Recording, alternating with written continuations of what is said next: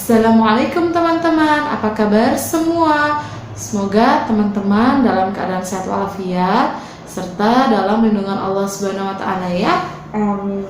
Teman-teman kelas 4, seperti biasa di Sentra Sains, sebelum memulai kita berdoa dulu ya. Bismillahirrahmanirrahim.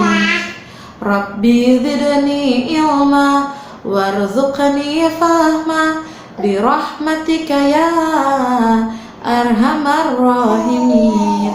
Amin. Oke teman-teman, di Sentra Sains pekan ini kita membahas masih topik tema yang sama ya, yaitu tema ekosistem. Hanya saja topiknya kita sudah membahas tentang ekosistem gunung, goa, dan kars ya. Nah, sebelumnya Ibu mau tanya dulu nih, siapa di sini yang tahu apa itu ekosistem gunung? Iya, betul sekali. Ekosistem gunung adalah ekosistem yang ditemukan di lereng pegunungan ya. Nah, gunung itu juga ada berbagai macam ya teman-teman ya. Nah, terdapat 3 jenis gunung ya. Yang pertama, gunung api, gunung lipatan, dan gunung patahan ya. Nah, Ibu akan berikan contohnya ya.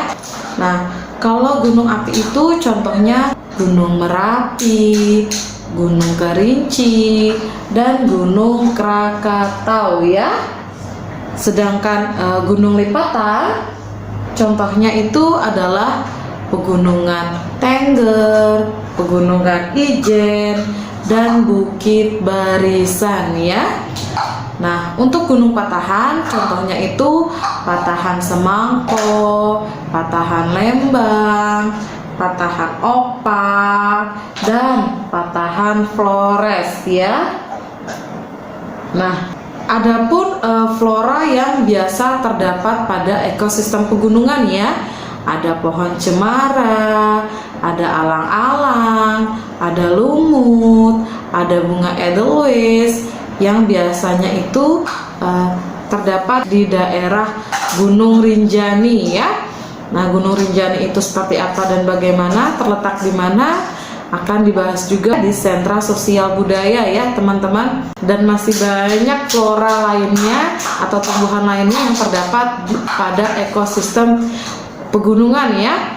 Nah, adapun fauna yang biasa terdapat pada ekosistem pegunungan itu ada landak, ada rusa, ada monyet, ada berbagai macam jenis burung ya, dan masih banyak fauna lainnya atau hewan lainnya ya yang terdapat pada ekosistem gunung ini ya. Nah, kita akan beralih ke ekosistem berikutnya, yaitu ekosistem goa ya. Nah, apa sih ekosistem goa itu? Iya, ekosistem goa adalah ekosistem yang ditemukan di sekitar goa ya. Nah, fauna yang biasa terdapat pada ekosistem goa itu biasanya ada laba-laba, ada lipan, ada kekelawar, ada kalajengking, ada burung walet, dan masih banyak fauna lainnya ya yang tidak Ibu sebutkan ya. Nah, adapun flora yang biasa terdapat pada ekosistem goa biasanya ada lumut dan ada gulma ya. Juga masih banyak flora lainnya ya, tapi tidak sebanyak ekosistem hutan ya. Nah, adapun beberapa jenis goa ya. Ada goa kars yang biasa disebut goa batu kapur ya. Ada goa lava, dan ada goa litoral ya. Nah, adapun contoh-contohnya ya. Untuk goa kars atau yang biasa dikenal goa batu kapur itu contohnya goa Surupan ya. Untuk goa lava contohnya itu adalah goa Lawa ya. Dan untuk goa litoral contohnya adalah goa Batu Cermin ya teman-teman ya. Nah, adapun beberapa bentuk goa ya, ada yang goanya itu bentuk vertikal, gua horizontal, dan gua bawah air ya. Nah, Untuk contohnya itu, kalau gua vertikal itu contohnya gua jomblang ya. Terus untuk gua horizontal contohnya itu ada gua bojong dan gua gong ya. Nah, untuk gua bawah air contohnya itu adalah gua Hiranic Abyss dan gua Pozzo del Nero ya. Nah, kita akan ke ekosistem berikutnya ya, yaitu ekosistem karst ya. Apa sih ekosistem karst itu, Bu?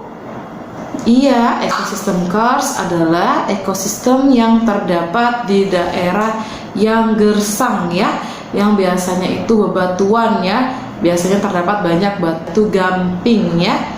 Nah, adapun fauna yang biasa terdapat pada ekosistem karst, ada berbagai jenis hewan yang termasuk golongan hewan antropoda ya. Ada laba-laba dan ada berbagai macam jenis serangga ya, dan masih banyak hewan atau fauna lainnya ya. Nah, untuk flora yang biasa terdapat pada ekosistem karst itu biasanya ada bunga anggrek, ada tumbuhan jenis paku-pakuan, ada palem, dan ada berbagai jenis flora lainnya ya, atau tumbuhan lainnya ya.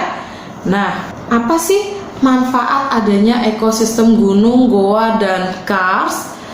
Nah, itu banyak sekali ya teman-teman ya, terutama bagi kita sebagai makhluk hidup ya. Pas Allah dengan kemahakuasaannya menciptakan berbagai macam ekosistem, pasti ada tujuannya, pasti ada manfaat yang bisa kita ambil ya. Adapun manfaat adanya ekosistem goa dan karst yaitu yang pertama, dapat menjaga ekosistem di alam ya. Yang berikutnya, menyimpan kekayaan sumber daya alam seperti batu bara, emas, perak, besi, timah, dan lain-lain ya. Kemudian yang ketiga adalah banyak tumbuhan hidup di gunung ya, dan dapat dimanfaatkan sebagai obat ya. Nah, manfaat keempat adalah bebatuan yang ada dapat dimanfaatkan untuk bahan bangunan atau bisa dimanfaatkan untuk perabotan rumah tangga ya. Kita kan pernah dengar ya, batu gunung biasanya kalau mau bangun rumah atau membangun gedung-gedung ya, itu terkenal keras dan kuat ya, bagus untuk kita kalau mau membuat bangunan ya. Nah, manfaat kelima adalah dapat menjadi sumber mata air bersih ya. Dan yang keenam itu dapat menjadi sarana edukasi, konservasi, dan hobi ya. Nah, contohnya itu kan mungkin di sini teman-teman ada yang pernah sebelum corona ya pergi berlibur ke daerah Gunung Bromo. Artinya kan termasuk sarana edukasi ya, teman-teman bisa melihat, mengambil banyak ilmu pengetahuan pada saat bepergian ke Gunung Bromo. Begitu juga dengan hobi ya. Mungkin teman-teman pernah dengar ya, ada orang yang suka hiking atau naik turun gunung ya, yang menikmati keindahan serta kemahakuasaannya Allah ya. Nah, terus ada juga manfaat ketujuh ya. Nah, goa itu merupakan museum hidup ya, karena banyak sekali yang kita bisa lihat di sana dan kita pelajari ya teman-teman ya di dalam goa ya. Oke, Ibu harap dari sini teman-teman sudah mulai memahami materi yang Ibu jelaskan ya. Jika ada yang kurang jelas silakan ditanyakan pada saat recalling atau minta bantu orang tuanya atau pendampingnya di rumah untuk menghubungi Ibu via WhatsApp. Seperti biasa, pesan Ibu, teman-teman jaga kebersihan, jaga kesehatan, pastikan sering mencuci tangan, terus pastikan di rumah saja ya teman-teman ya, makan makanan yang bergizi, olahraga di rumah saja ya. Nah, pastikan teman-teman kalau keluar rumah, pastikan menggunakan masker, face shield, dan membawa hand sanitizer ya. Oke teman-teman, kita tutup dengan kafaratul majelis ya. Subhanakallahumma wa bihamdik asyhadu an la ilaha illa anta astaghfiruka wa atubu ilaik walhamdulillahi rabbil alamin. teman-teman, sampai ketemu lagi di Sentra Sains berikutnya. Assalamualaikum warahmatullahi wabarakatuh.